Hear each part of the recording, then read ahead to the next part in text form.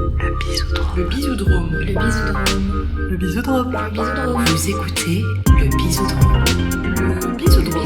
Le bisoudrome. Vous écoutez le bisoudrome.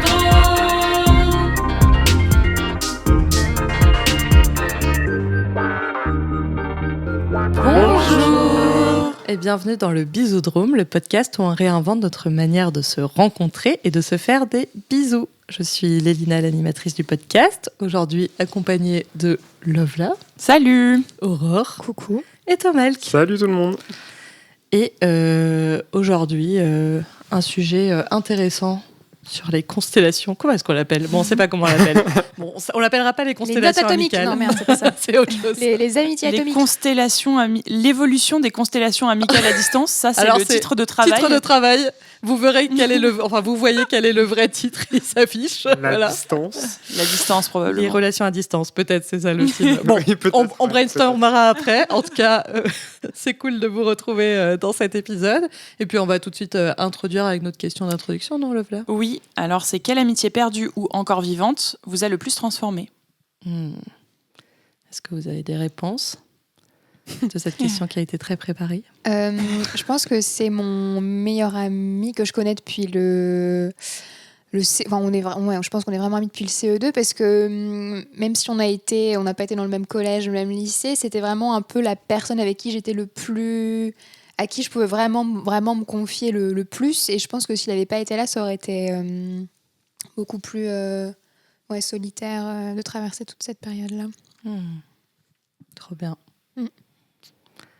Moi, je pense que c'est une relation amoureuse qui s'est transformée après une rupture un peu douloureuse en relation amicale, qui a elle-même été, qui a eu plusieurs phases. Mais je pense que c'est celle qui m'a le plus transformé parce qu'elle m'a forcé à me remettre en question, à réfléchir à ma manière d'être, etc. Donc, je dirais que c'est celle-là. Très bien. J'aime bien parce que je vois de qui vous parlez tous. Pour l'instant. Mais bon, c'est normal, on est amis. Moi, j'ai plusieurs relations qui m'ont transformée, dont celle avec Lovla. Néanmoins, pour changer, je vais parler de ma première, la rencontre et ma relation avec ma meilleure amie d'enfance, qui est maintenant un titre honorifique, mais qui est une personne que j'aime beaucoup et qui écoute le podcast. Et c'est juste que c'est la première grande amitié qui, je pense, a mis aussi la barre pour quelle était ma vision de l'amitié, puisque c'est une personne que j'ai rencontrée en moyenne section maternelle, j'en ai peut-être déjà parlé, et quand je l'ai vue, je me suis dit, elle sera ma meilleure amie. J'ai eu une sorte de coup de foudre amical et d'évidence c'est ma meilleure amie. Et du coup, vraiment, je l'ai séduite. Genre, j'étais là, vu que je savais qu'on serait meilleure amie, c'était clair pour moi, je me suis dit, écoute, je ferai tout pour que ce soit ma meilleure amie. Et notamment, je me rappelle très bien, et elle aime pas qu'on le raconte parce que ça lui donne une image de tyran, que je lui ai demandé, j'ai fait semblant de demander de l'aide pour un exercice où évidemment, j'avais pas besoin d'aide parce que j'étais trop forte, quoi.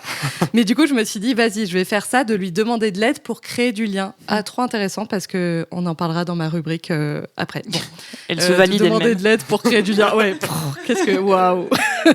Et donc, et elle m'a dit, c'est bon, en fait, me demande pas d'aide, genre en mode trop conne de savoir faire ton exercice toute seule, c'est pas ça que je valorise, quoi. Enfin, c'est comme ça que je l'ai ressenti et du coup, j'étais là, oula, cette méthode n'a pas marché. Néanmoins, la persévérance et le fait qu'on soit bloqués ensemble en maternelle 5 jours sur 7 a fait qu'on est devenus meilleures amies, et que du coup on a eu une meilleure amitié qui a même continué après qu'elle parte à distance autre part en Alsace, genre au CM1, alors que c'était un moment sans smartphone, avec le tout début d'Internet. Et en fait, si nos parents n'avaient pas été là pour faire perdurer notre amitié, elle n'aurait pas perturbé, quoi, mais voilà. Est-ce que vous écriviez des cartes postales ? Oui, on s'écrivait des cartes postales, on s'écrivait des lettres, et après, c'est la fameuse amie avec qui je suis partie en croisière aussi 2 fois, avec nos parents, donc incroyable. Voilà, donc je pense qu'elle a placé la barre de grandes amitiés, quoi. Et pour ma part, quand j'y ai réfléchi, j'avais une idée hyper précise de l'amitié perdue. Et en fait, je me suis rendu compte que c'est un peu... c'est plus facile de voir peut-être ce que nous ont laissé des amitiés qu'on a perdues parce que peut-être on les regrette, plutôt que de voir aussi ce que les amitiés qu'on a encore continuent à nous transformer. Donc en fait, c'est un peu une question, évidemment, l'amitié avec Lilina. Enfin, il y a plein d'amitiés qui sont dans ma vie et qui me portent. Mais du coup, si je dois parler d'une amitié perdue, parce que c'était ça mon intention à la base, c'est une amie que j'ai rencontrée par les amis de mon mec, qui a duré quelques années. Et en fait, on était vraiment super fusionnels. Et en fait, c'est une des premières personnes à voir en moi une artiste. Genre, elle était là, mais t'es une artiste, en fait. Juste fais tes trucs, enfin, voilà. Alors que moi, mes parents, ils m'ont jamais encouragée à être artiste, enfin, bref, voilà. Et je crois que ce côté-là, de ce qu'elle a vu chez moi, m'a vraiment aidée à développer cet aspect-là de ma personnalité, quoi. Plus m'assumer en tant que personne créative, quoi. Et ça, je trouve ça vraiment super chouette, voilà. Trop bien. Bah, super. Bah, je pense qu'on peut introduire l'épisode et c'est toi qui l'introduis, Thomelk. Allons-y. Alors pour cet épisode, tout part d'une discussion de cet hiver avec Lilina. Donc après une longue après-midi passée dans le froid pour une manifestation dont l'efficacité politique n'avait pas été la première des qualités. Malheureusement. Nous sommes allés nous réchauffer dans un café et nous avons abordé l'un des sujets qui nous inspire et nous anime autant qu'il peut nous retourner l'estomac, en tout cas le mien. Pour le résumer, on l'avait pompeusement nommé l'évolution des constellations amicales à distance, qui ne sera pas le titre définitif du coup. Je vais vous expliquer un peu ce que ça signifie. Imaginez que chaque groupe social auquel vous appartenez est comme un amas d'étoiles dans un ciel dégagé d'une nuit d'été. Moi, j'ai passé mon enfance et mon adolescence dans une petite ville du Nord, à croiser toujours plus ou moins les mêmes personnes, à l'école, au club de foot, dans les événements et les fêtes locales. En plus, j'avais quasiment toute ma famille dans les environs, donc un ancrage très fort dans cet endroit. Après le bac, je suis arrivé à Lille pour mes études et en quelques années, j'ai fait le plein de nouvelles rencontres et de nouvelles relations amicales et amoureuses. J'ai commencé à jongler entre ces deux constellations, à faire des allers-retours et parfois créer des ponts entre elles. À ce moment-là, je m'éloigne lentement mais sûrement de la constellation amicale de mon adolescence. On s'envoie des signaux de temps en temps et puis de moins en moins. Puis me voilà parti 1 an à l'étranger, en Allemagne, et tout s'accélère. Retour à Lille, passage par Rennes, Paris, re-Rennes, re-Paris, avec toujours en toile de fond cet ancrage à Lille dans le Nord. Comme dans l'univers, tout est toujours en mouvement et l'espace est infini. Et évidemment, je suis loin d'être le seul à bouger dans ce ciel étoilé et toutes les constellations auxquelles je me sens appartenir ont évolué dans leur composition avec des nouvelles personnes intégrées, des rapprochements, des éloignements, temporaires ou définitifs. Mais ce qui change au tournant de la trentaine, j'ai du mal à le dire, c'est mon rapport au temps et notamment au futur. Ça fait désormais 6 ans que je suis dans la même ville. Mes constellations se stabilisent avec des amis à Lille, mais aussi à Paris, Toulouse, Lyon, Marseille, Bruxelles, Barcelone, au Québec. Alors bien sûr, on se voit de temps en temps, on s'écrit, et ça me fait plaisir de maintenir le lien et de partager des bribes de leur joie et de leur peine. J'ai 1 ou 2 G10 par an. Je vous expliquerai ce que c'est dans ma rubrique. Mais je dois avouer qu'il y a de la frustration, et que parfois j'aimerais avoir un super pouvoir, celui de vivre plusieurs vies en même temps, pour placer une version de moi dans chaque constellation et ne rien perdre de toutes ces lignes de vie potentielles et de ces relations incomplètes. Alors, dans un monde hyper connecté et avec des moyens de transport qui nous permettent de faire le tour de la Terre en moins de 2 jours, que l'on parle d'amitié ou d'amour, nos relations à distance sont-elles en fait bien vivantes ? Comment se projette-t-on dans des liens d'attachement forts avec des personnes que l'on considère comme nos proches, nos intimes, alors qu'elles se trouvent physiquement à 100, 1000, voire 10 000 kilomètres, et que les serrer dans nos bras devient un projet à planifier, à organiser, puis à réaliser, si possible entre un vendredi soir et un dimanche après-midi ? Si on ne peut pas vaincre le temps et l'espace pour assouvir nos désirs de proximité avec tous nos proches, y a-t-il au moins peut-être des moyens de faire vivre nos relations malgré la distance et de garder une place bien réelle dans les constellations de celles et ceux que nous aimons, sans tomber dans une logique de conservation du patrimoine qui consisterait à protéger artificiellement un lien qui ne serait nourri que par des souvenirs qui risquent à terme de devenir surannés. Débrouillons-nous avec ça. Waouh! Je trouve ça tellement poétique. Je veux qu'on en fasse un court-métrage, voilà, s'il y a des producteurs de court-métrage qui nous écoutent. Trop bien. Eh ben, un beau programme. J'espère que vous avez des idées pour répondre à toutes ces questions parce que j'en ai besoin. Eh bien, on va commencer très légèrement, enfin, ou peut-être pas, on verra, avec ta rubrique, Aurore. La Madeleine de Proust.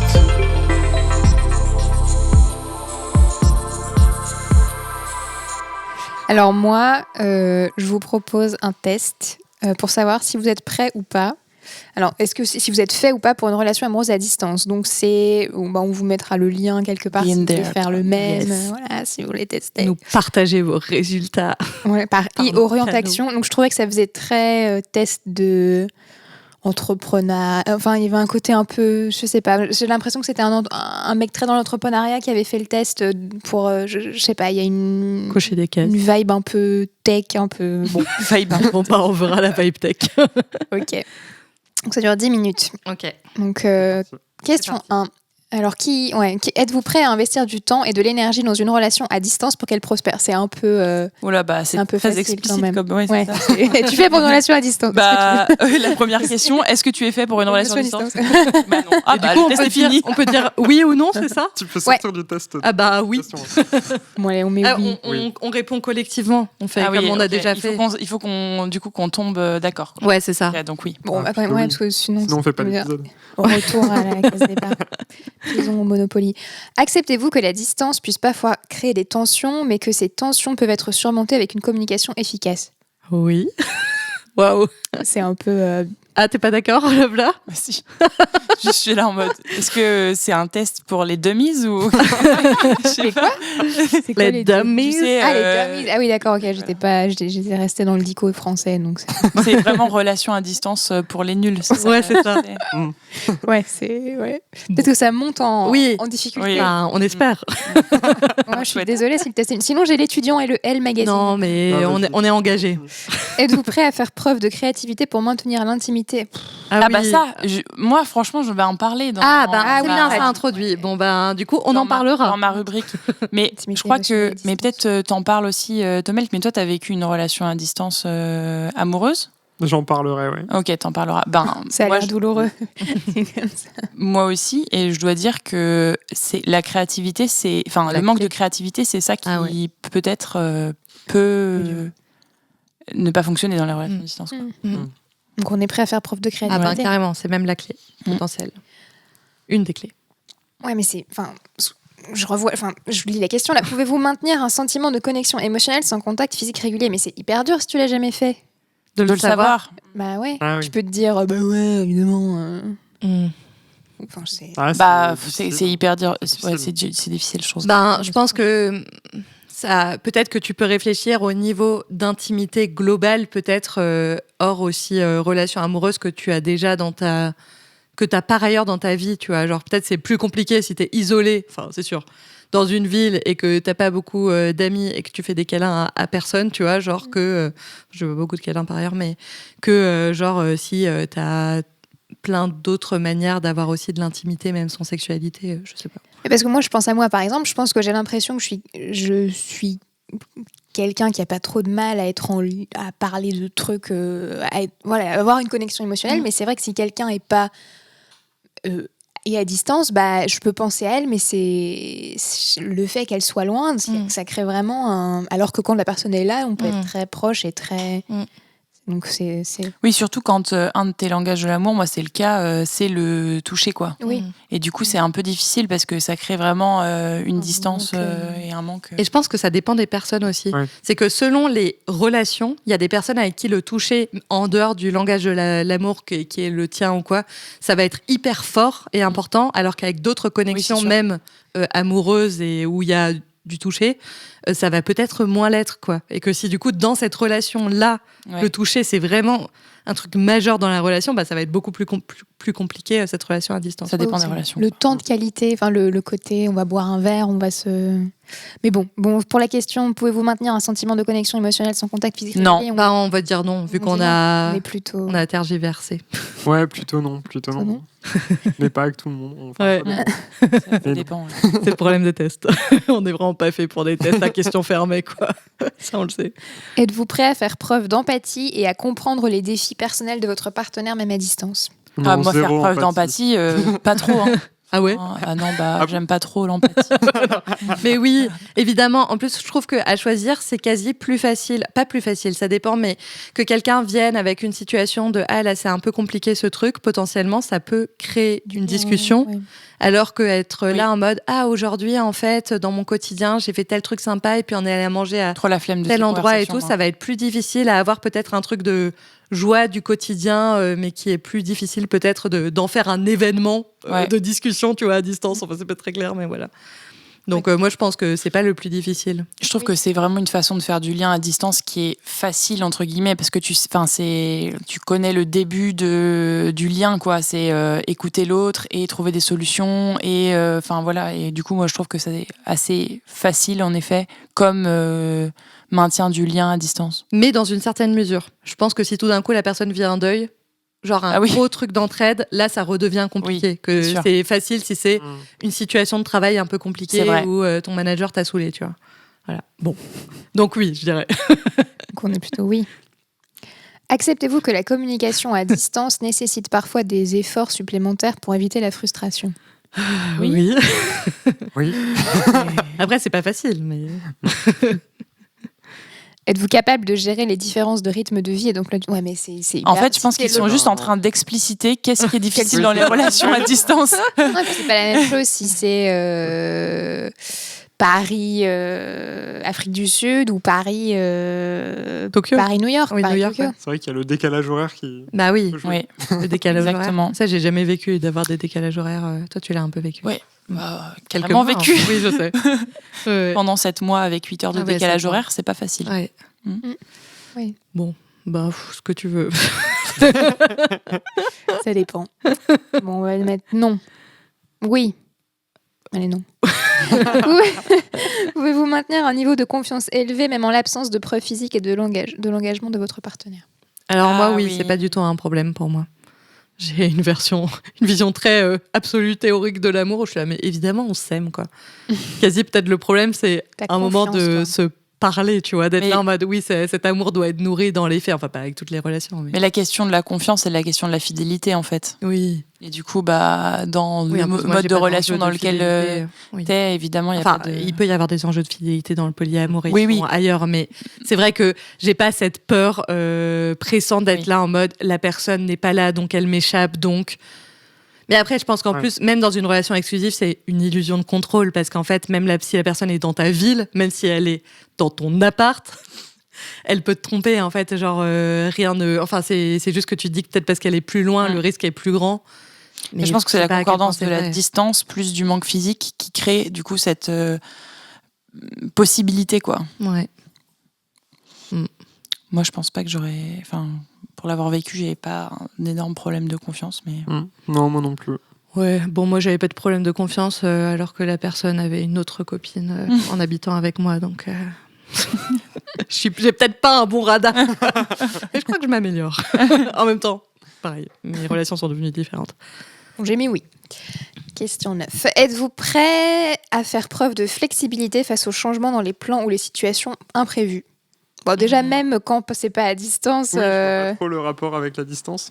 Bah, après, Pas moins de le contrôle, problème encore. de la flexibilité dans les relations à distance, c'est peut-être d'arriver à une perte de lien. Oui. C'est de se dire, on s'appelle toutes les semaines ou tous les mois, et qu'en fait, on se dit, mais en fait, on peut pas s'appeler. Bon, là, je parle plutôt dans une amitié qu'une relation amoureuse où il n'y a pas le même Engagement. attendu d'engagement, en tout cas sur la manière à quel point on se parle et tout, mais de se dire ça saute parce qu'en fait quelqu'un a quelque chose dans Ouais. sa vie et tout machin et qu'à un moment donné ça peut quand même finir par, enfin il y a peut-être besoin d'une certaine ritualisation et Ouais. on en parlera sûrement après pour garder un lien vivant, quoi. Ce qui veut pas dire qu'il faut pas faire preuve de flexibilité, mais peut-être à être trop Bah, flexible. ça dépend des cas. Pour le coup, là, je me revient un épisode où, quand j'étais à distance avec mon copain et qu'il avait annulé un de nos appels qui étaient réguliers pour faire quelque chose avec des gens que je connaissais pas, alors que moi, j'étais un peu en mode j'ai besoin de liens, et du coup, je l'avais mal vécu. Et là, du coup, ça peut se traduire comme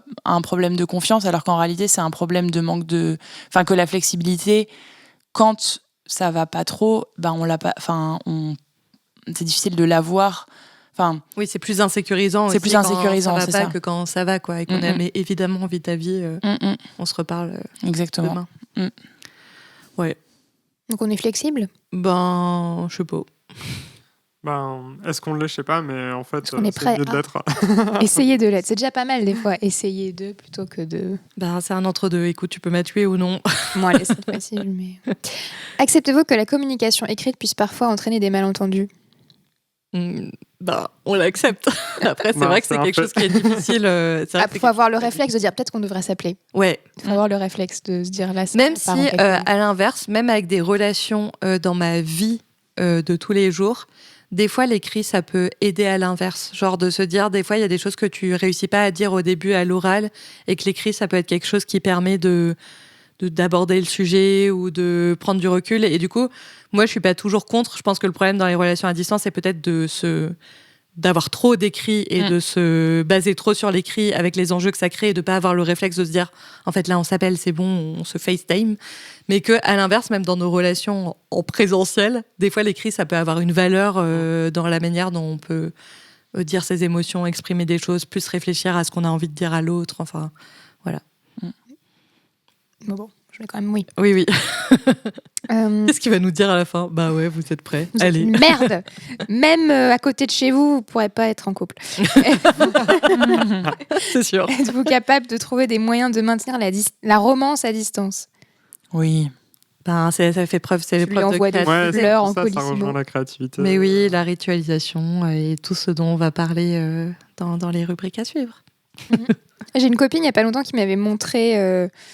Alors son copain est parti en Australie. Et je sais pas si elle écoute. Et donc elle faisait pas un marathon, mais elle faisait une course, voilà. Et il lui avait envoyé un espèce de Uber Eats avec un goûter à la fin du. Je trouve ça très mignon. J'aurais jamais envisagé pensé De à faire te ça. faire un goûter à distance. J'avoue que Et c'est ouais. cool. Ouais, c'était. Ok. Mignon. Trop bien, Bon boîte de point, bonnes le idées. garçon. Ok. Avez-vous l'intention de planifier votre avenir ensemble, même à distance, dans la perspective d'une réunification? En fait, il n'y a C'est pas l'Allemagne. aussi un moment où on se dit on va se retrouver là, c'est quand même très dur. Oui, On parle, Same. ouais. Bah voilà. Après, Ouais. oui, c'est dans le cadre aussi de. Ça dépend des projets. Effectivement, dans mon cas de potentielle relation polyamoureuse, la distance peut peut-être plus s'envisager à long terme, même si après, ça dépend aussi comment on a envie de vivre nos relations, à quelle place on leur donne et tout. Enfin voilà. Êtes-vous prêt à encourager et à célébrer les réussites de votre partenaire, même à distance? Bon, ouais.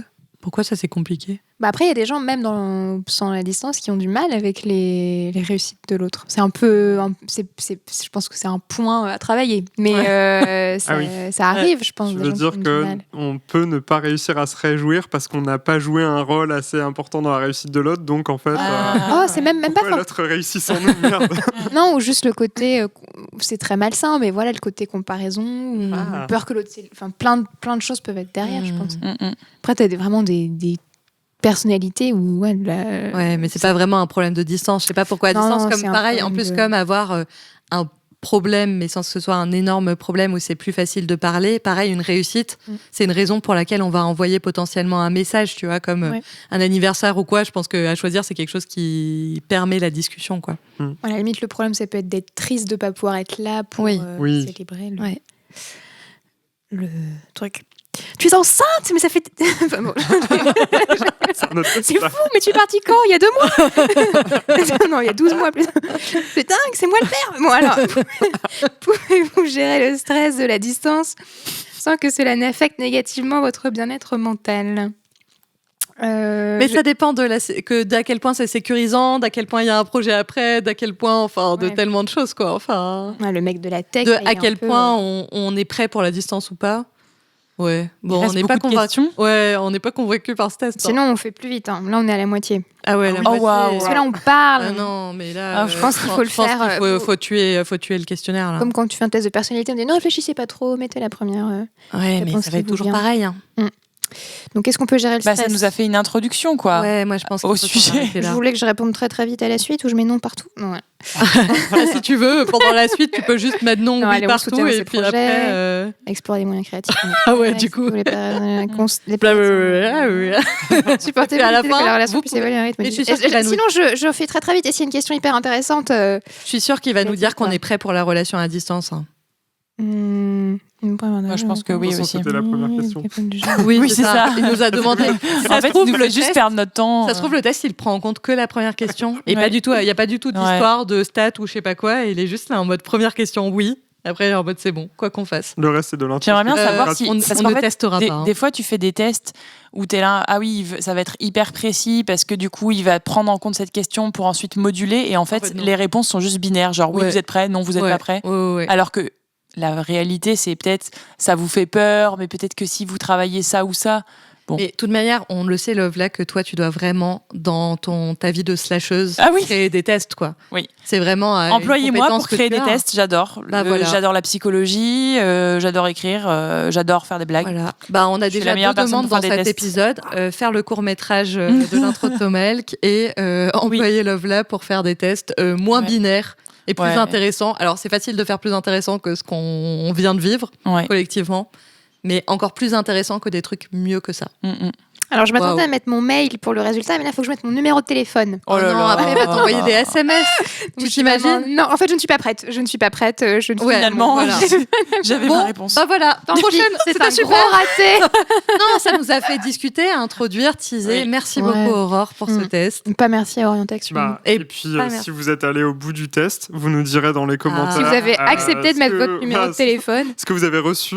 Est-ce que téléphone. si vous avez rien à faire de votre vie, vous Votre pouvez code postal essayer de aussi. mettre oui à la première question et non à toutes les autres et voir si vous êtes quand même prêt et si ça cette théorie de la seule peut-être qu'ils te chose proposent prise en une compte. formation en fait pour être prêt. C'est Ou peut-être qu'ils ça. t'envoient des formation.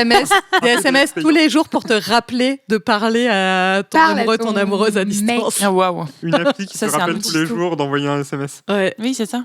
peut-être. Ah, c'est des SMS chat GPT qui l'envoient après automatiquement. Oh là là. Oh là. Allez. Bon, la dystopie. Tomelk, ta rubrique. Tu vas raconter ça, Lisa. Tu vas raconter ça. Qui veut raconter sa vie? Moi, je vais raconter ma vie pour une fois. Très bien. Euh, J'en suis Et j'avais envie de parler des récits qu'on se construit, que l'on construit en fait autour de nos relations, ce qu'on fait en général, mais surtout autour de nos relations à distance. Et je vais en fait aborder des choses qu'on a un petit peu commencé à aborder là, via le test. Pour dire que quand on vit des relations avec des personnes qui sont dans notre entourage physique, on a souvent besoin de mettre des mots pour les qualifier, hein, ça c'est normal, pour savoir ce qu'on représente pour l'autre, pour en parler. Mais en fait, ces relations existent avant tout concrètement par des actes. On se retrouve sur notre temps libre, on se parle, on rit, on va boire un verre, on partage des activités ensemble, on fait du sexe, du sport, de la musique, on s'embrasse. Voilà, tout ça. Bref, ces relations... Bell Hooks dit que aimer, c'est un verbe d'action. Oh, Voilà. eh bien c'est exactement... Là, c'est exactement ce que ça exprime. Et ces relations, du coup, vivent au quotidien en activant nos 5 sens. Petit clin d'œil à notre saison 2. Et elles sont palpables. Et la part de communication non verbale aussi est quand même assez importante. Maintenant, quand on est dans des relations à distance, pour moi, on a plus besoin, enfin en tout cas, je ressens plus le besoin de définir la relation, de créer un récit autour d'elle, que ce soit en fait pour la rendre désirable à nos yeux, aux yeux de l'autre personne ou du groupe impliqué dans la relation, si c'est un groupe d'amis, mais aussi pour faire exister la relation socialement, pour la raconter à notre entourage, la rendre plus vivante aux yeux du monde. Il y a un côté storytelling, quoi. Le récit permet d'ancrer dans les esprits une idée de cette relation qui est partagée. Et qui est la même aussi pour tous, qu'on n'ait pas des visions déformées, asymétriques de cette relation, que l'un se raconte une histoire et l'autre une autre histoire, et qu'en fait on n'en parle jamais. Et voilà, c'est une manière aussi de pouvoir aligner en fait les représentations autour d'une relation. Et du coup, je voulais illustrer ça avec 2 exemples de relations à distance que j'ai vécues. avec plus ou moins de succès. D'abord, une relation amoureuse à distance, donc petit pitch. Donc, c'était pendant mon année d'études en Allemagne. Je suis tombé amoureux d'une personne qui était là-bas aussi comme moi pour 1 an, pour les études. On a commencé une relation amoureuse, une relation de couple, mais à la fin de l'année, comme dans ce genre de cas, comme ça arrive souvent dans ce genre de cas, elle est repartie en Nouvelle-Zélande et moi en France. Ah oui. Pas juste à 18 000 côté. kilomètres.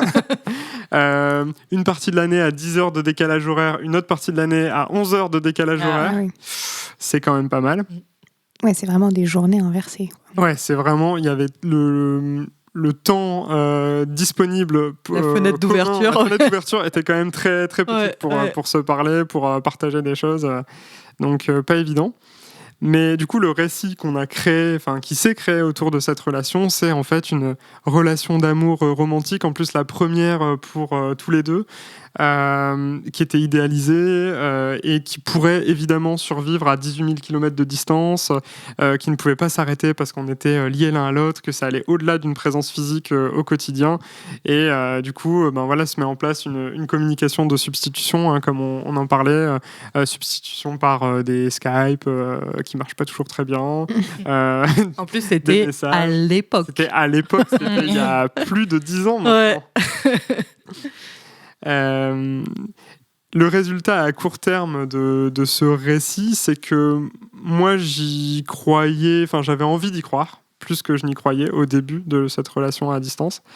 Et ensuite, elle est venue passer 1 mois en France avec moi, et à ce moment-là, je me suis mis à vraiment y croire, parce qu'en fait, ça venait valider ce récit que oui, c'était possible à 18 000 km de distance. Et que donc ça allait perdurer comme ça, et même si on n'avait pas d'horizon plus clair que ça, quoi. Bon, le résultat, au bout de quelques mois, un peu moins d'1 an, ça a été un échec parce qu'en fait, on n'avait pas de projet concret de vivre en plus grande proximité, même sur le même continent, ne serait-ce que sur le même continent, au moins à moyen terme. Et qu'en fait, la relation, et c'est un peu ce qu'on disait via le test, peut-être qu'on manquait ou que je manquais aussi de créativité ou autre, et que la relation à distance par message, par visio, ça peut un peu, rendre sans relief les choses qu'on se disait, même si parfois c'était important, s'il y avait de la sincérité, et ça suffisait pas en fait à maintenir la relation, et surtout l'absence d'horizon commun. Ouais, c'est dur puis, de se ouais. projeter, surtout si Bah, toi tu oui. continues à avancer dans ta vie, mais que ça, y a jamais de pont qui se fait. Et puis moi, je crois vraiment que toute relation se nourrit de projets, Oui. Quelle que soit la hauteur, on va dire, de ce projet. Genre, ça peut être autant avec des gens dans notre vie et se dire, peut-être on va au resto toutes les 2 semaines, ou on fait un podcast ensemble, ou et à distance, ça peut être à minima de se dire tous les ans, on fait des vacances ensemble. Et en plus, le problème dans le couple amoureux, c'est que potentiellement, s'il n'y a pas le projet à moyen terme de se retrouver, ça peut quand même créer une impossibilité à moyen terme dans la vision qu'on a de ce que c'est l'amour amoureux et qu'est-ce qu'on met derrière aussi comme projection, quoi. Surtout que là, on était vraiment dans une relation amour-amoureux, Oui. romantique, idéalisée, Oui. etc. Donc, il devait y avoir... Oui, âme sœur, projet il faut qu'elles se n'arrivait pas. reconnectent, les Ah oui. âmes sœurs. Pourquoi enfin. il n'arrivait pas? Pourquoi vous n'avez pas... Parce que moi, j'avais pas... je devais finir mes études, que j'avais pas forcément l'intention d'aller à l'autre bout de la Terre. Ouais, tout ce que tu aurais pu te dire, je vais faire en sorte de finir mes études Et d'aller en à Nouvelle-Zélande. l'étranger, ou à Lucie, l'inverse. Oui, après, donc moi, de mon côté, c'était assez clair que je le ferais pas. Quoique, j'avais envisagé à un moment de rechercher un stage. Si, j'avais un peu recherché un stage en Nouvelle-Zélande, c'est vrai, maintenant que je m'en souviens, mais j'en avais pas trouvé. Et elle, de son côté, elle avait quand même un peu plus de possibilités ou d'intention de revenir en Europe, pas forcément en France, mais au moins en Europe. Mais c'était pas assez concret. Et après, il y a d'autres enjeux qui font que c'est juste tu mets un terme aux souffrances, quoi. Et voilà, donc ça c'est fini comme ça, malheureusement. Bon, ça reste une belle, un beau souvenir, mais voilà, au bout d'un moment, cette relation se reposait plus sur le souvenir du début de la relation, sur la mémoire, que sur un projet commun. Oui, et vous à ce n'arrivez moment-là, pas à ça le garder devenait vivant intenable. dans Ouais. la distance, quoi. Mm. C'est le gros enjeu, de Bah garder ouais. la relation vivante dans la distance. On passe à la deuxième. Ouais, Allez, deuxième allez. plus positif. Ma relation actuelle Ah, c'est avec bien, mon t'as fait une groupe gradation. d'amis de prépa, le fameux G10 dont je parlais en intro. Vous Alors- avez jamais dit que lui aussi il était polyamoureux. Hein. Et oui, je suis poly Caché amical, tout. comme beaucoup de gens, je pense. Oui. En tout cas, c'est la norme. C'est Après, la, c'est la norme. tout le monde ne Très, l'est pas, mais- dans la norme. Alors, c'est un groupe de 10 amis dont je fais partie de prépa, donc classe prépa, post-bac, 2011-2012. Lien fort, voilà, on a créé des liens assez forts pendant cette année qui étaient assez intenses. Il y a des liens interpersonnels entre les membres du groupe qui sont plus ou moins forts, hein, comme dans tout groupe d'amis. Et ça a perduré comme ça pendant des années. Et après l'année Covid, qui a changé des choses à plein de niveaux, et les périodes de confinement, donc surtout après le deuxième confinement de 2021, on s'est retrouvés à prendre la décision collective de passer un week-end tous ensemble, ce qu'on n'avait jamais fait avant, en tout cas dans ce format-là, à 10, donc pour les 10 ans de notre amitié. Et donc on s'est fait un week-end sur la Côte d'Opale, dans le Pas-de-Calais. En 2021, il faisait moche en juin. On s'est quand même baigné, mais vraiment pour la forme. Et dans le Airbnb hyper chelou, hyper agencé de manière très bizarre qu'on avait réservé, il y avait une salle qui était un barbecue finlandais. Un barbecue Vous finlandais. regarderez sur Google, c'est Même moi, je une sais pas ce que sorte c'est. de salle de conférence avec un énorme brasero au milieu. Ah ouais. Ah ouais, Vraiment, Et dans un appartement. non, enfin c'est une salle dédiée quoi. C'était une salle dédiée un peu Mais en qui est à mode l'intérieur. véranda, quoi. Ah oui, Non, en véranda. ok. mais avec enfin vraiment hermétique et tout. Enfin c'est Ok. non c'est quelque chose. Waouh. Et en fait la salle quand on l'a vue, ça nous a fait penser à une salle de réunion pour les diplomates. Ah, D'où Ah. le G10. ah yes.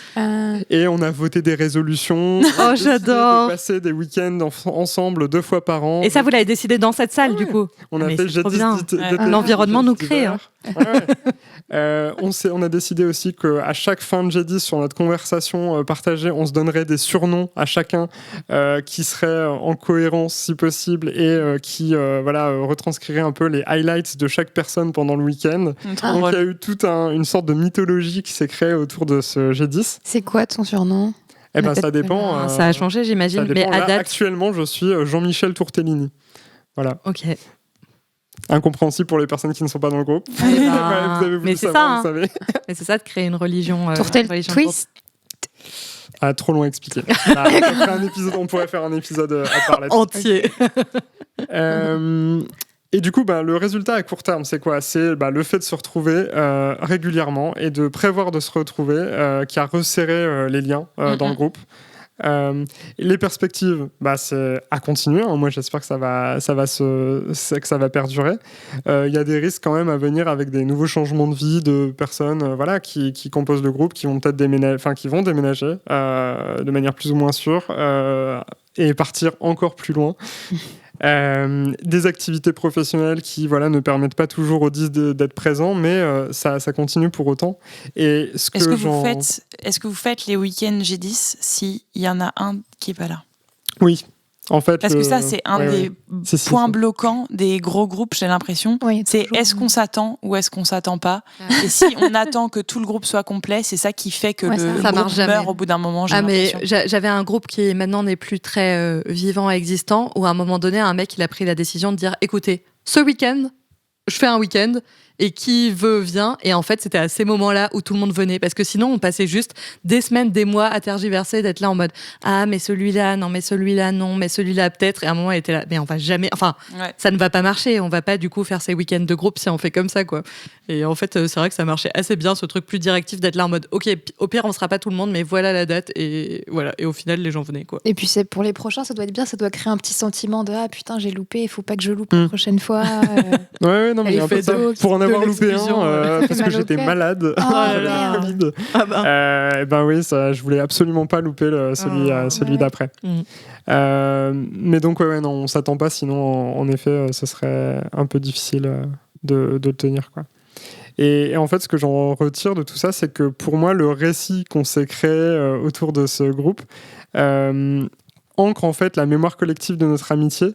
Et le G10 est devenu une institution pour nous qui nous permet de nous assurer que le lien existe toujours au-delà des liens interpersonnels qui sont à l'intérieur du groupe, qui se sont même renforcés, je pense aussi pour certains grâce à cette organisation-là.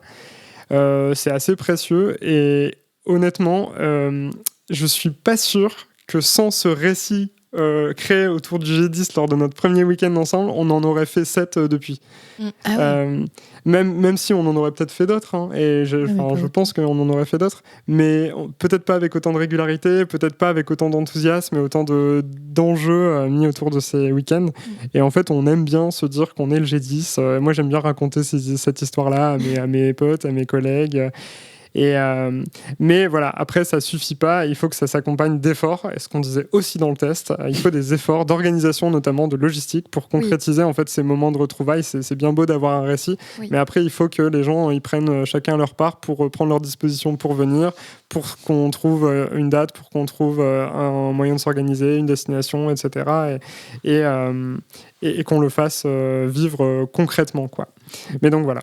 Je finis ma rubrique en étant très heureux de trop bien. de cette relation. Chouette. Mais je suis hyper d'accord avec le fait qu'il faut donner du signifiant à ces relations, et il faut donner du sens, et il faut créer c'est intéressant de créer un récit autour, mais qu'après, c'est clair que la contrepartie possible, et moi ça m'est souvent arrivé dans ma vie, c'est d'être que dans le récit à des moments, et qu'en fait le réel ne suive pas le récit dans des relations à distance, et d'être là en mode alors j'ai mon beau récit très absolu, très ancré, parce que moi quand je suis amie, c'est un peu à la vie et à la mort, à moins que vraiment il y ait séparation, quoi. Mais qu'à un moment donné, il faut quand même que le réel, c'est intéressant que le réel l'accompagne un peu, et que du coup mettre en place ces G10, c'est une manière d'accompagner dans le réel le récit créé. Et ça me fait aussi penser au fait que j'ai lu plein de trucs, ça m'intéresse beaucoup, sur le fait que on peut voir le couple comme une religion, parce qu'il y a plein de trucs de la religion qui sont dedans, genre la ritualisation, le fait de donner des noms spéciaux à l'autre, la vision de cette relation qui peut être idéalisée, toute l'idée romantique de la relation. Il y a plein de choses de la religion qui peuvent s'y retrouver. Et ça peut être critiqué ou pas c'est intéressant de réfléchir comme ça, je trouve, pour les relations amoureuses. Mais c'est aussi intéressant de voir comment ces choses-là, on peut aussi les mettre sur d'autres relations. On en parlera avec ta rubrique de... ces rituels, ces noms, ces récits, ils peuvent aussi être créés pour l'amitié. Il y a peut-être sûrement un intérêt à ce que ça soit le cas pour garder ces relations amicales, et notamment à distance, vivantes, quoi. Mais même en vrai, parce que le problème des relations dans la vraie vie, c'est potentiellement aussi de les voir comme plus acquises, et du coup de ne pas faire cet effort de mise en récit ou cet effort de ritualisation, et du coup d'être dans la même ville que des amis et de pas les voir ou quoi. Voilà. Ouais, je trouve que ça fait une bonne transition. Bah oui, carrément. Si tu veux, allons-y. Ouais. Un avis sur tout. Surtout un avis. Un avis sur tout.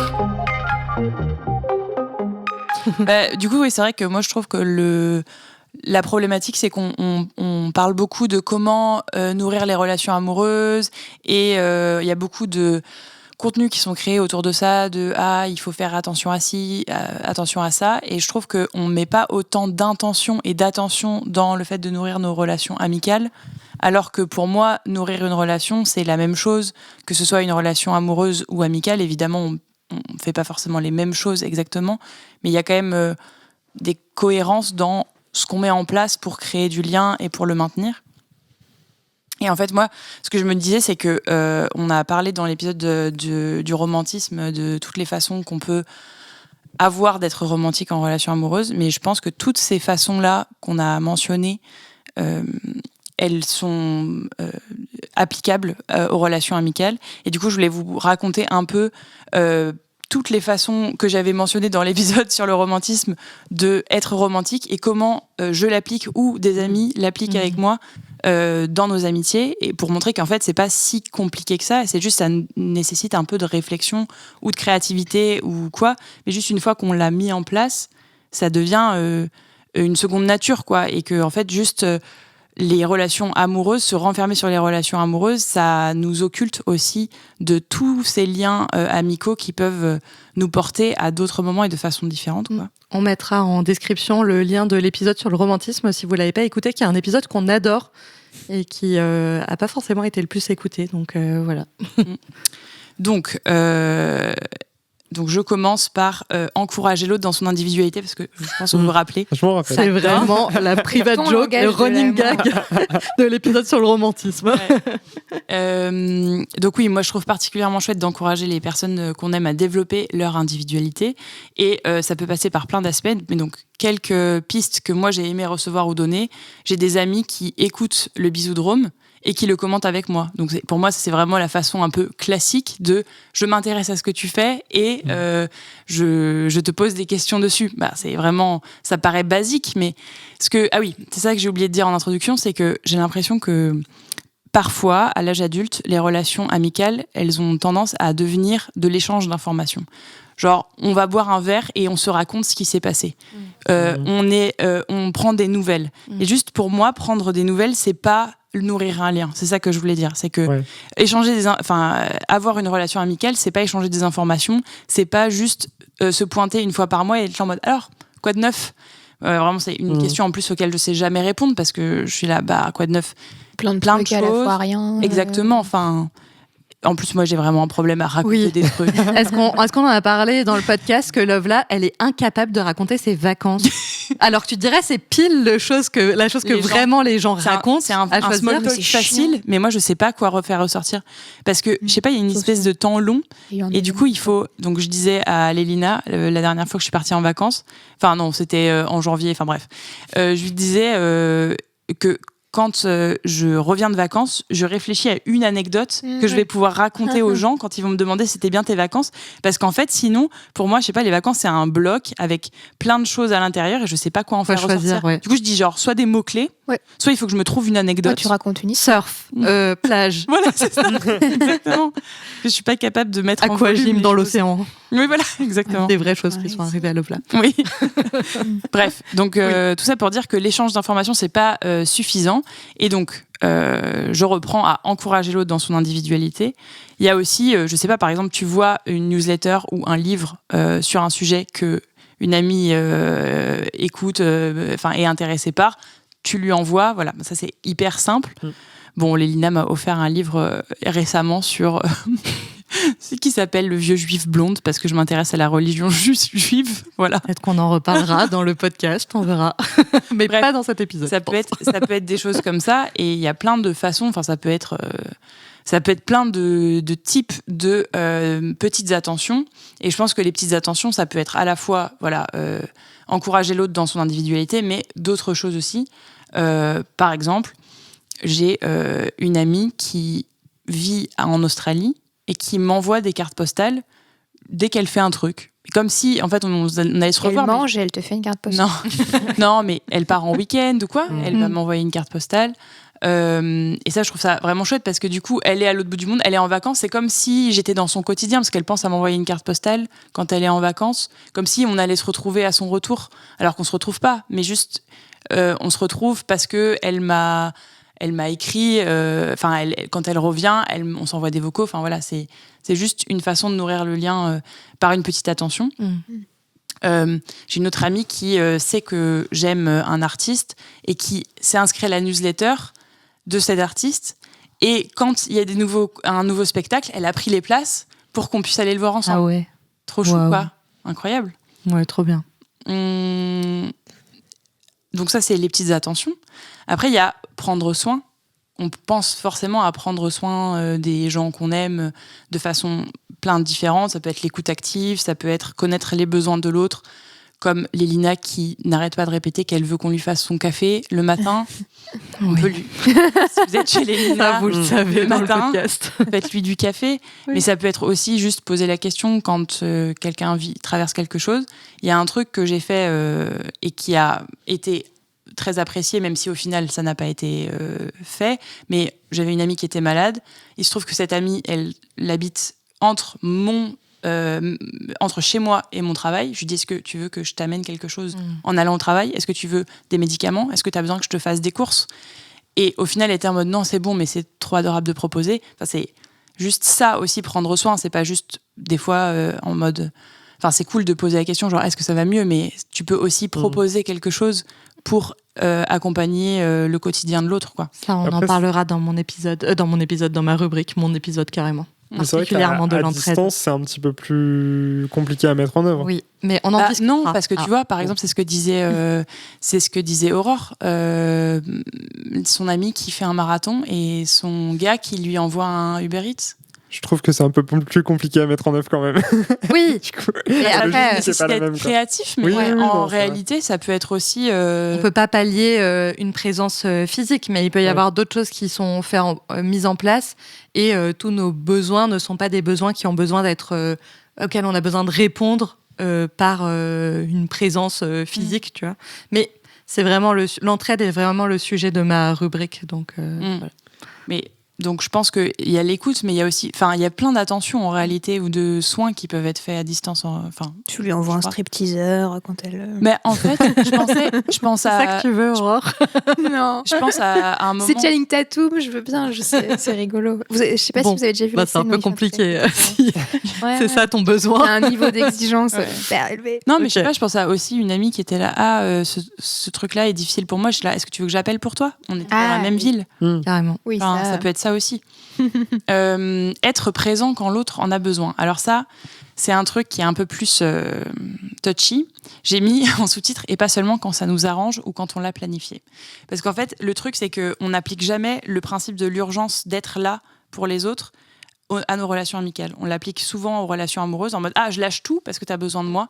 Et on l'applique beaucoup moins pour les relations amicales, alors que si on veut que les autres puissent compter sur nous et nous voient comme des personnes, bon, entraide, tu en parleras sûrement. Mais je sais pas, par exemple, quand toi, t'as rompu avec ton mec, j'étais là, ok, je viens, dis-moi. Ouais. D'ailleurs, il y a quand. plein de personnes qui sont venues. Je me suis rappelée en finalisant cette rubrique ce matin où j'étais là, mais ma mère est venue, tu es venue. Ta Enfin, sœur vraiment, aussi, je crois, non ouais, vraiment, les semaines d'après, plein de gens sont venus et c'est vrai que on voit aussi on éprouve les liens dans la difficulté, mais j'en reparlerai. Ça peut être aussi, c'est chiant les déménagements, mais en réalité, tout le monde a besoin d'aide pour les déménagements, donc peut-être juste faire un effort pour être présent pour les déménagements. Ça peut être, moi, récemment, un de mes meilleurs amis qui a perdu son grand-père et il se trouvait que que je pouvais changer des plans de mon week-end. Il a déplacé le corps. Il se trouvait que je pouvais changer des plans de mon week-end pour le voir, même si c'était que 3 heures. C'était juste être là pour lui parce que dans son week-end, ça lui faisait juste une présence qui change. Voilà. Ok, déplacer le corps, ça fait un fou rire. Bon, Je m'y attendais pas. oui, mais l'esprit d'Aurore est intéressant. Waouh. All right. Après, il y a la communication constante et régulière. Constante. Et en fait, ça, c'est intéressant parce que je pense que la communication constante et régulière, ça veut pas forcément dire se parler tous les jours. Ça peut vouloir dire juste savoir quand est-ce qu'on se parle. Et moi, j'ai plusieurs types de communication. Donc, par exemple, j'ai une amie, on est les pires personnes pour se voir en vrai alors qu'on habite globalement dans la même ville. Du coup, on a juste décidé qu'on allait s'envoyer des vidéos une fois par semaine pour se tenir au courant de faire de l'échange d'informations pour le coup. Mais juste le fait de le faire, c'est montrer qu'on pense à l'autre. Lélina, on se parle H24. Oui. Et même quand on se parle pas, on se parle presque H24 et quand on se parle pas, on s'est un peu moins parlé parce qu'on s'est parlé peut-être tous les 2 jours. Elle est là, je t'ai pas parlé cette semaine. Ouais, c'est vrai. Je suis là, je t'ai vraiment moins parlé. En ce moment, je parle à personne, alors que moins parler à Lovela, c'est quand même un niveau de discussion potentiellement supérieur à tout le reste. Mais par exemple, encore une fois, j'ai un pote, il est vraiment nul. C'est-à-dire que j'ai appris... globalement nul. Il est globalement nul à donner... Si tu écoutes, salut. À donner des nouvelles. Et du coup, il y a un moment, l'année dernière, où je l'ai embrouillé. Je lui ai dit, écoute, il m'a appris quand j'ai été le voir qu'il avait eu un accident de voiture. Je lui ai dit, mais gars, tu m'envoies un message en fait. Comment je peux savoir que tu as vécu un moment dramatique dans ta life si tu m'informes pas? Je pense qu'il y a des gens qui voient le truc en se disant je veux pas l'inquiéter. Mon père, il peut être un peu comme ça. Il y a des trucs qu'il dit jamais à mon grand-père ou 15 ans après, oui, ça, ou parce qu'il veut pas inquiéter, ou il se dit de toute façon, elle pourra rien faire ou elle pourra pas venir. Donc je vais pas. Mais exactement. C'est pas pour. Voilà. Mais en fait, c'est pour ça que je l'ai embrouillé. C'est parce que je lui dis comment tu veux que je sois présente pour toi si je sais pas ce qui se passe dans ta vie. Et moi, ça m'importe d'être présente pour toi. C'est pour ça que là, quand il a perdu son grand-père, il me l'a dit. Comme ça, j'ai pu prendre mes dispositions. Il y a une progression. Oui, c'est ça. Mais du coup, on a mis en place un système où je lui dis bon, en fait, si à la limite c'est trop compliqué pour toi de m'envoyer des nouvelles quand il se passe des trucs, juste envoie-moi un truc random et du coup, moi, j'alimente la conversation. Donc après, c'était bien. Il a commencé à m'envoyer des photos de chaque fois qu'il allait au flunch. Et du coup, j'étais là, pourquoi tu vas tout le temps au flunch? Ah bah, j'achète un nouveau canapé. Voilà. C'est comme ça que j'apprends des nouvelles choses sur lui. Le lien entre le flunch et le nouveau canapé? Parce que, en fait, c'est genre... Zone commerciale. Zone commerciale. Waouh. Ça me fait penser à mon style de conversation avec mon amoureux grec, où moi, je suis très forte pour parler. Je suis plus nul pour initier la conversation. Lui, il est fort pour initier la conversation régulièrement, moins fort pour parler. Du coup, ce qu'il fait, c'est qu'il m'envoie toujours le même smiley, genre de la personne souvent qui a un binocle, qui est en mode... Qu'est-ce que t'es en train de faire, tu vois? Et après, moi, je suis en mode... Bon, des fois, je réponds pas, ça m'arrive. Et des fois, je suis en mode blablabli, blablabla. Ah bah, en fait, il m'est arrivé ça, et puis voilà, et puis aujourd'hui, machin, et puis en fait, je boude, et puis en fait... Ouais, c'est ça. Et vraiment, du coup, il décide. Mais après, des fois, je réponds pas. Si je réponds pas vraiment pendant un peu trop de temps, il m'envoie un fantôme, parce que c'est marrant. C'est drôle, hein. En mode, waouh!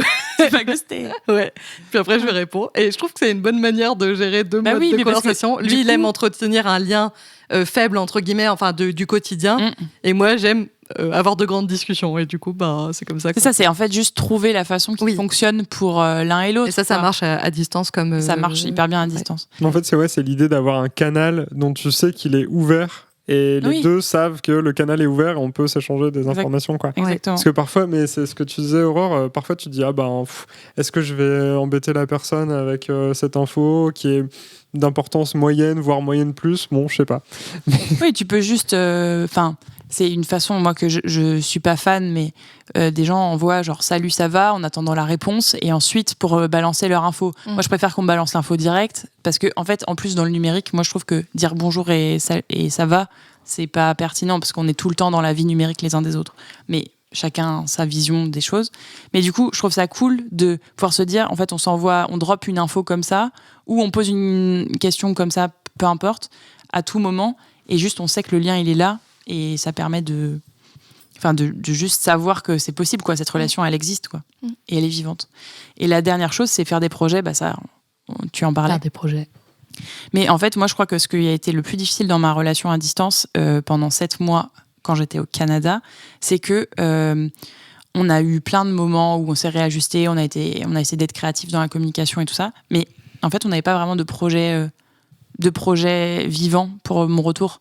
Et du coup, il y avait ce moment où j'étais là, mais en fait, à quoi bon on continue cette relation alors qu'en fait, on sait même pas vraiment... Avec ton copain? Où on va, ouais. Où on va à mon retour, quoi. Enfin, et pour lui, c'était genre, en fait, on recommence comme avant. Moi, j'étais là, non, parce qu'en fait, moi, j'ai vécu des trucs... Tu la même, ok? Ouais, voilà, c'est ça. Ouais. Un peu émo. C'est la même, ok? J'étais pas au Québec, mais... I'm not the same. Oui, c'est ça. Tu peux le faire dans toutes les langues. Mais du coup, ouais, bon. Et donc, je pense qu'avoir des projets, ça se traduit bien aussi dans les relations amicales. Donc, par exemple, avec mon amie australienne, on a comme projet, c'est à long terme, mais 2026-2027, de partir en voyage ensemble. On peut planifier d'aller se voir les uns les autres. Je trouve ça important de pouvoir se dire, je sais pas, dans mes relations amicales à distance, quand est-ce qu'on se voit? On essaye d'avoir toujours un peu une deadline. Ça peut être aussi des projets créatifs, donc comme on a là avec le podcast, ou moi, là, en ce moment, j'accompagne une de mes meilleures amies que j'ai depuis le lycée à développer un projet professionnel. Ça peut être des projets personnels. Par exemple, mon amie australienne et une autre amie qui est dans mon quotidien, ensemble, elles se sont fait un abécédaire créatif qu'elles se sont envoyées l'une à l'autre en mode genre, ça c'est notre projet de créatif où on le fait ensemble, quoi. Et je trouve ça super intéressant. Et j'ai fait ça aussi, du coup, avec mon amie australienne. On s'est fait un genre de calendrier de l'Avent avec des petits mots pour penser, qu'on peut piocher au hasard pour penser l'une à l'autre. En fait, il y a plein de projets qu'on peut faire à distance en réalité. Et moi, dans les trucs que je lui ai mis, il y a des trucs, c'est genre envoie-moi une photo de comment t'es habillée aujourd'hui. Et du coup, ça recrée du lien de communication en faisant ce projet-là, quoi. Et les deux se nourrissent avec la mise en récit. Moi, j'ai une amie, notre projet de vie, c'est de faire Saint-Jacques-de-Compostelle ensemble et de le finir. Et on l'a déjà fait 2 fois, à quelques années d'intervalle. Et là, ça fait de nouveau 2-3 ans que c'est plus possible parce qu'on n'a pas du tout les mêmes congés, vie et tout. Mais je pense que ce projet long terme, déjà, ça crée un absolu aussi assez religieux d'être là en mode notre projet d'amitié, c'est un de nos projets d'amitié, c'est ça, c'est Saint-Jacques-de-Compostelle.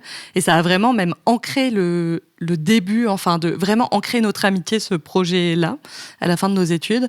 Et je pense que même ça nourrit notre relation l'une et l'autre. On peut passer 6 mois sans se parler, mais je pense que ça nous a aussi permis de garder contact et de rester amis dans la distance. Le fait d'avoir ce grand projet qui rendait plus facile les petits projets ou le fait de garder la relation vivante à travers le temps parce que ça s'inscrit dans ce grand tout qui est faire Saint-Jacques-de-Compostelle. Et bon, quand on l'aura fini, j'imagine qu'on aura sûrement un autre projet de randonnée parce que ça doit pas être la fin de notre relation, quoi, mais voilà. Mais en plus, il y a les chemins de Saint-Jacques, il y en a oui, énormément. non, mais c'est ça, c'est qu'une fois qu'on a fait un, on peut en faire d'autres. Faire un autre, quoi. Après, moi, là, je fais une variante cet été par moi-même. Évidemment, je continue jamais notre chemin sans elle, mais je peux faire des variantes. Enfin, Saint-Jacques, c'est partout. Donc, si à un moment, c'est compliqué de faire des GR qui sont, des chemins de grande randonnée sans faire Saint-Jacques, faire des bouts de Saint-Jacques. Ah, GR, c'est ça ? Ouais. Grande randonnée. Ouais, c'est ça. Chemin.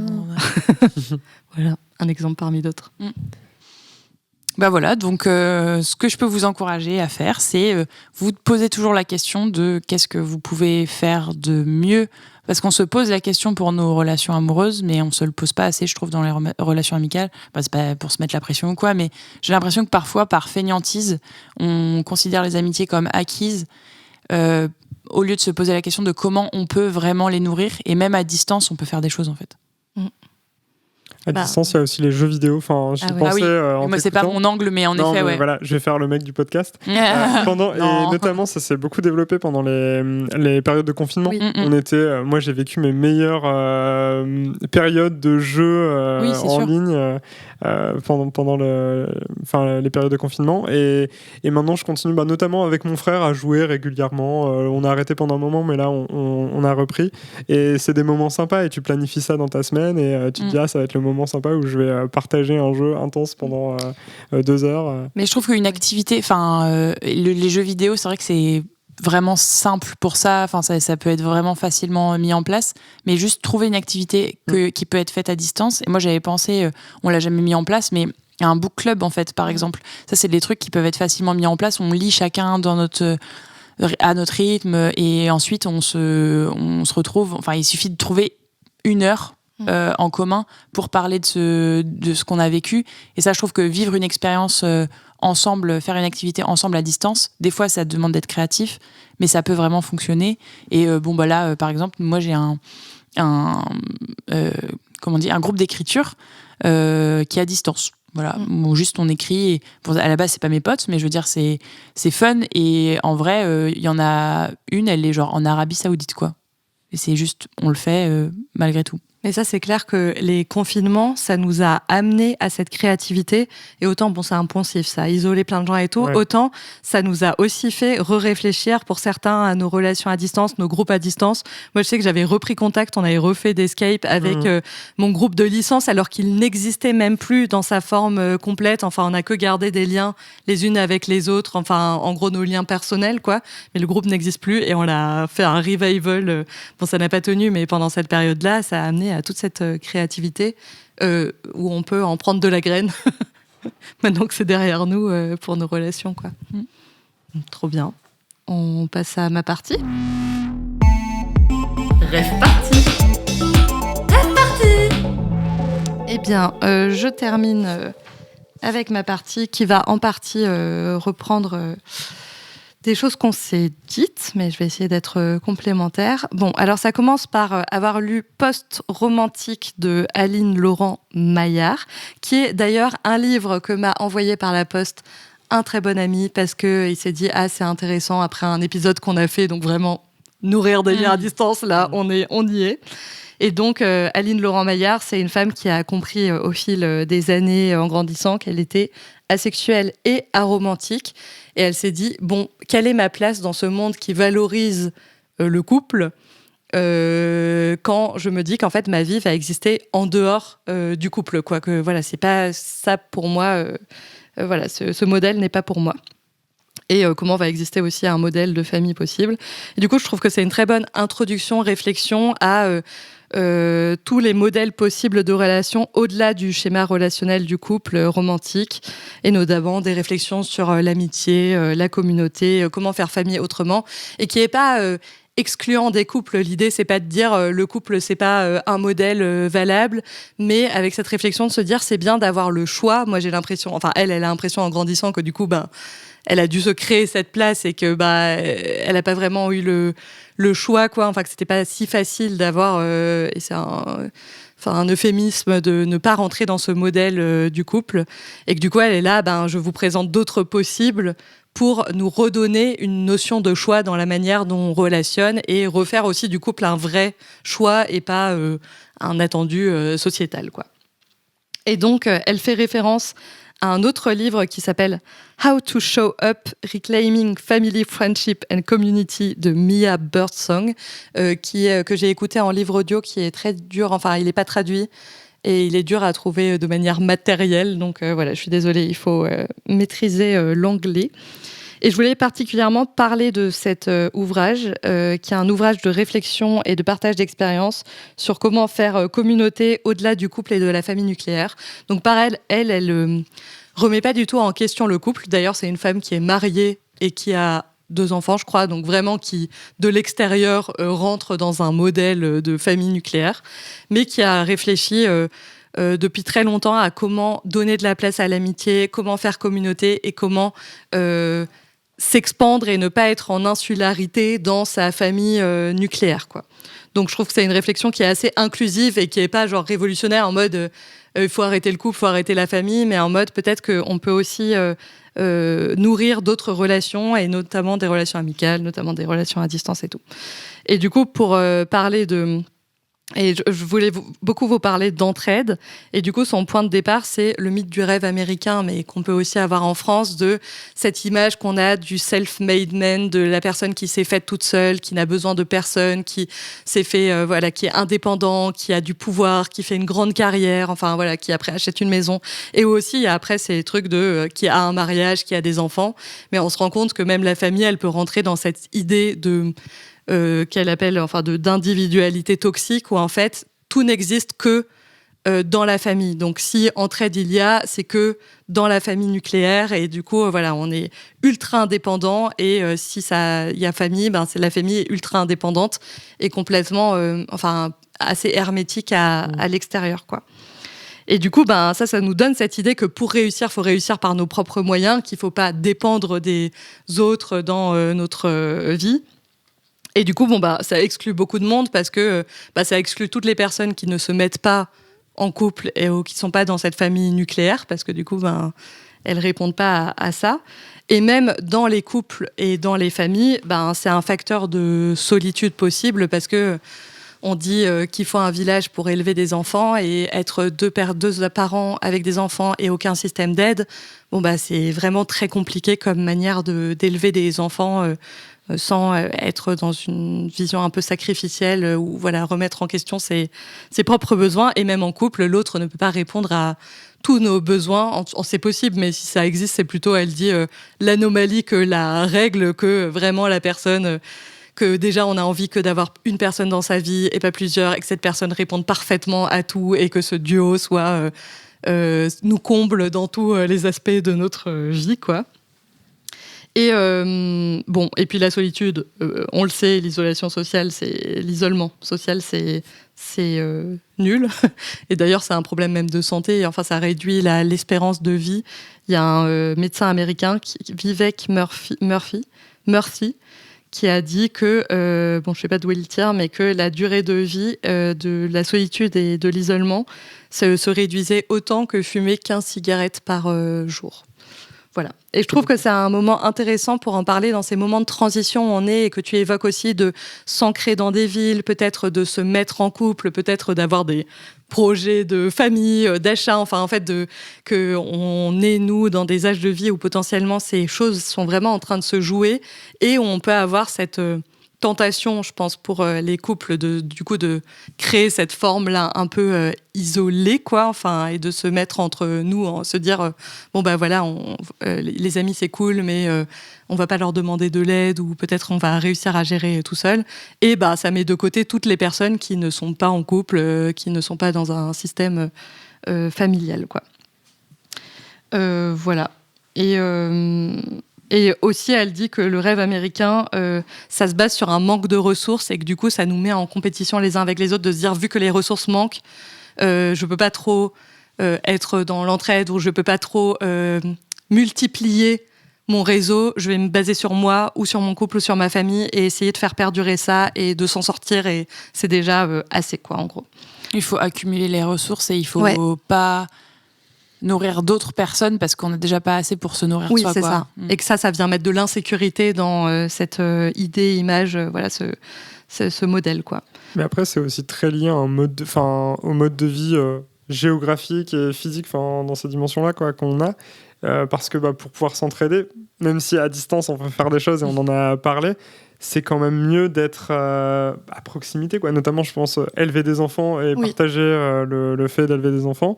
En tout cas, que d'autres personnes, que les parents prennent leur part. Il faut être quand même disponible et avec eux, quoi. Ouais. C'est l'idée qu'elle a dans le livre et c'était son point de réflexion, c'est de se dire qu'elle avait déjà beaucoup réfléchi à la communauté, mais que d'un côté, à un moment donné, et c'est aussi mon propos, ça va dans les deux sens, c'est il faut donner de la place à la communauté dans sa vie de tous les jours, quoi. Enfin, que c'est aussi une idée un peu, alors du coup pas révolutionnaire, mais en fait c'est que c'est aussi un choix politique de se dire quelle place je donne à mes relations dans mon quotidien et que il y a plein de choses possibles à distance et j'en parlerai, mais qu'à un moment c'est aussi cette réflexion de se dire on déménage pour un conjoint et une conjointe, on déménage pas forcément pour un ami et une amie, quoi. Et moi, maintenant, je suis vraiment dans une réflexion de se dire, mais en fait, potentiellement, on a des envies aussi avec Love là de communauté et de se dire, mais en fait, on peut aussi déménager les uns pour les autres au-delà du couple et ça peut être une réflexion et tout. Enfin, et que du coup, il y a aussi des manières plus radicales dont on peut redonner de la place à nos amitiés. Voilà. Mais du coup, et elle indique aussi, et je trouve ça intéressant, c'est le cas en vrai et à distance, que on a quand même du mal à être vulnérable. Et tu en parlais aussi, Aurore, avec la peur de peser de ton père par rapport à ton grand-père, que être vulnérable, c'est quand même compliqué globalement, quoi, même si on n'est pas tous égaux. Et que on a peur dans l'entraide et dans l'envie d'indépendance, c'est aussi une peur de peser sur les autres, une peur d'être de trop et une peur que si on demande de l'aide et que l'autre le refuse, c'est une peur du rejet, de se dire voilà, l'autre me rejette. Et du coup, elle, sa grande idée qui m'intéresse beaucoup, c'est vraiment de recréer un système de soutien et d'entraide au-delà du couple. Elle dit, en fait, c'est les bons moments, c'est facile de les partager. Et être heureux, seul ou accompagné, c'est pas ça qui est le truc qui a le plus d'enjeux, quoi. Enfin, ou des petits problèmes entre guillemets du quotidien, potentiellement ça va être un bon sujet de conversation, même à distance, comme on se l'est dit, voilà. Mais après, en réalité, la vie, elle est faite de grosses difficultés. Et ces grosses difficultés, si on n'est pas dans ce système de couple, elles sont quand même beaucoup plus difficiles à vivre. Je pense à une amie qui m'a expliqué qu'elle s'est bloqué le dos et elle habite seule, mais vraiment bloqué le dos. Et en fait, elle a tout un système d'entraide qui s'est mis en place où les gens lui apportaient des repas, ou à un moment l'ont conduit chez ses parents, enfin voilà. Et qu'en fait, il y a vraiment plein d'enjeux, de choses qui sont plus compliquées pour les personnes qui sont pas en couple ou dans un système de famille. Elle est là, vraiment l'entraide, c'est ce qui approfondit les liens, c'est les moments de difficulté dans lesquels on éprouve sa relation aux autres, c'est le moment où cette femme se bloque le dos et que tout le monde crée un réseau, un système pour l'aider, qu'on éprouve aussi nos liens les uns aux autres. Et au fond, même si après on met des limites, il y a plein de choses, il ne faut pas aider de manière sacrificielle, et elle en parle aussi des limites qu'on pose et tout, on a envie d'aider et que en fait, ne pas demander de l'aide, c'est aussi empêcher et c'est ce que tu dis aussi avec ton ami quand il t'a pas dit pour cet accident de voiture et que t'as dit que toi tu voulais être présente pour lui, ne pas demander de l'aide, c'est empêcher à l'autre l'opportunité d'être là pour toi et empêcher en fait d'agrandir ce lien et cette intimité, quoi. Ouais, j'ai eu une conversation aussi avec une autre amie sur des difficultés qu'elle avait eues et qu'elle ne voulait pas m'en parler. Et du coup, moi, ça a créé une distance énorme parce qu'en fait, j'étais là, ah oui, donc en fait, si tu veux pas m'en parler, ça veut dire que tu veux pas être vulnérable avec moi. Donc en fait, tu veux pas qu'on connecte. Enfin, moi, je l'ai vraiment vécu comme... Alors, peut-être j'ai pris trop personnellement le fait qu'elle ne voulait pas partager les choses parce qu'elle voulait partager du positif avec moi et pas du négatif. Enfin, on en a parlé de ça aussi. Mais juste après coup, je lui ai dit, écoute, pour moi, l'amitié, c'est aussi comment je peux te comprendre si tu m'expliques pas ce que tu vis, ce que tu traverses, ce qui est difficile. Et en vrai, moi, je veux être là pour mes amis quand ça va pas.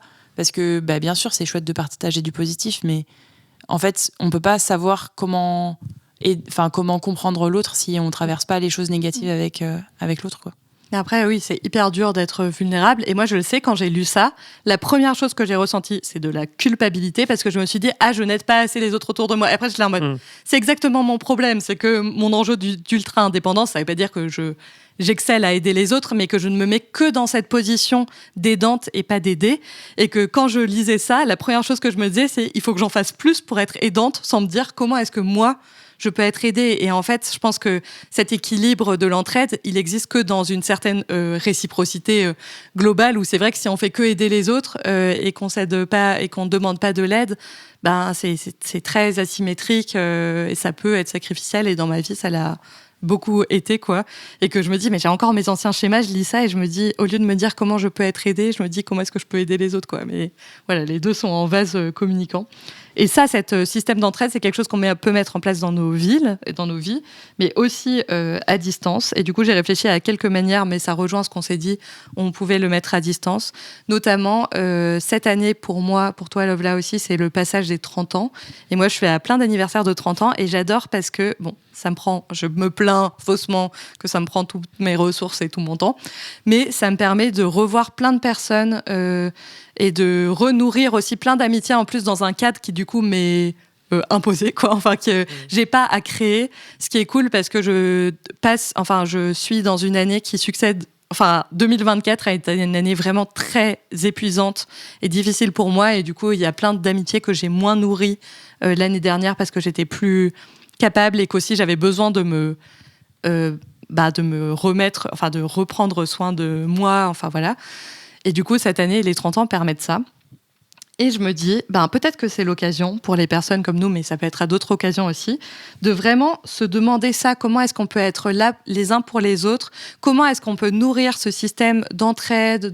Comment est-ce qu'on peut créer des rituels? Comment on peut le faire d'une manière qui nous convienne à deux, tout en sachant que le premier contrat, c'est toujours un point de départ. Quand ma super amie, à qui j'ai toujours pas donné de pseudo, c'était toujours elle dont je parle quand je dis ma très bonne amie, a adopté un chien. Notre contrat de base, c'est que j'allais la promener tous les matins parce que j'ai du mal à me lever le matin et que du coup je me suis dit ça va m'obliger à me lever le matin et me mettre une structure. Bon, ça n'a pas du tout marché parce que le temps passant, je me levais quand même de plus en plus tard le matin, donc j'arrivais avec 5-10 minutes de retard, donc elle, ça lui mettait tout son programme du matin en rade et ça l'a saoulée, donc ça créait de l'insatisfaction entre nous. Et elle s'est rendue compte que le soir, ça la saoulait plus potentiellement de promener son chien parce que quand elle le faisait tous les soirs, ça coupait sa soirée tout le temps et que du coup, ça quand même permettait pas moins du programme de soirée ou d'after work, alors que moi, je préfère le soir. Et du coup, on a eu un contrat à la base qui n'a pas du tout été notre contrat d'entraide à la fin, mais au final, on s'en est sorti, on a recréé un contrat. Donc, le contrat, pour moi, le contrat, ça fait sérieux, c'est un truc qui vient aussi un peu du BDSM et tout, mais qui est intéressant comme réflexion. C'est un point de départ, ça ne veut pas dire que c'est l'arrivée, mais c'est le point de départ de se poser la question et de faire preuve de créativité. Et oui, c'est faire preuve de vulnérabilité. Je pense que c'est un peu stressant, c'est un peu se dire aussi en mode, mais si on en discute vraiment, comment ces relations grandissent et est-ce que j'ai de la place pour nourrir ces relations d'une manière qui nous plaise vraiment l'un à l'autre et pour être dans ce système d'entraide réciproque, etc. Mais je pense que ça peut être vraiment chouette, même si c'est inconfortable, de le faire. Je pense souvent Bon, après, il faut qu'on finisse cet épisode, mais ce qui me plaît bien je pense que j'en ai déjà parlé dans le mariage catholique, c'est toute cette préparation au mariage où on se pose plein de questions sur sa relation à l'autre. Et je me dis qu'en fait, c'est intéressant peut-être de faire ça à des moments donnés, dans ses amitiés aussi, de se poser toutes ces questions sur son engagement à l'autre, sur qui on est l'un pour l'autre, de créer ce récit et de nourrir cette réflexion-là. Voilà. Et voilà, créer des rituels, on en a parlé. Aline Laurent-Maillère, je trouvais ça joli, elle dit « Les rituels sont la promesse d'une continuité de relation, d'un passé et d'un futur. » Voilà. Et pour finir sur l'entraide de mon côté, cette histoire de chiens et d'animaux, moi je sais que ça a été un grand stress quand j'ai quitté ma relation amoureuse. Et c'est pareil pour cette amie. Quand elle a quitté sa relation amoureuse, la première chose qu'elle s'est dit, mais c'est comment on va faire pour le chien ? Parce que son copain de l'époque était très investi et gardait beaucoup ce chien, quoi. Et que, en fait, je me rends compte que mes grands stress de sortir d'une relation, entre autres, c'est la fin de cette entraide-là et le fait de s'être beaucoup focus sur cette entraide-là et de se dire comment je vais faire sans cette entraide. Oui, et parce que l'entraide, elle est en effet beaucoup dans la relation amoureuse et pas dans les relations amicales. Ce qui est aussi, rend difficile le fait de partir d'une relation en se disant mais et le chien et les animaux, ça semble trivial, mais en fait, ça l'est pas de se dire qu'est-ce que je fais quand je pars en vacances, Et en fait, on les a recréés, nos systèmes d'entraide. Moi, quand je me suis séparée, elle m'a mis dans son groupe de voisines et du coup, elle a élargi son système d'entraide de garde-chat à moi. Quand elle s'est séparée, moi, j'ai repris plus de place dans la vie de ce chien. Et en fait, son mec de l'époque est devenu un ex et au final est revenu aussi prendre une place dans la vie de ce chien parce qu'il adore ce chien. Et en fait, maintenant, elle est toujours dans cet écosystème d'entraide.